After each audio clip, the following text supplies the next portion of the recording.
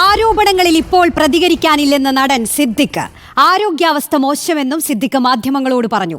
ദിലീപിന്റെ ചിത്രത്തിൽ അഭിനയിക്കാനായി ഊട്ടിയിലെത്തിയതായിരുന്നു സിദ്ദിഖ്.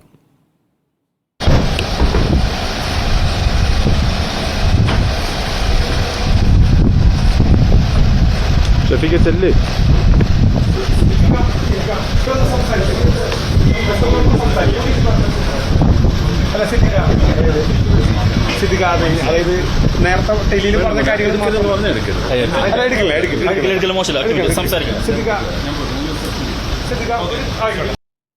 ദീപക് മോഹൻ ഉണ്ട് നമുക്കൊപ്പം.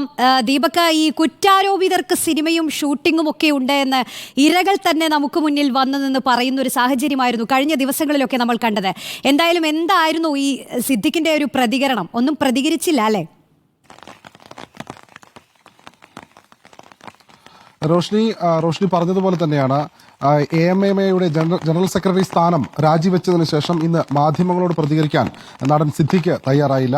മാധ്യമങ്ങൾ ഇന്ന് സിദ്ദിഖിനോട് പ്രതികരണം ആരാഞ്ഞിരുന്നു. പറയേണ്ട കാര്യങ്ങൾ നേരത്തെ തന്നെ പറഞ്ഞു കഴിഞ്ഞു, ഇനി കൂടുതലായൊന്നും പറയാനില്ല, ആരോഗ്യപരമായ പ്രശ്നങ്ങൾ ഉണ്ടെന്നാണ് സിദ്ദിഖ് പറഞ്ഞത്.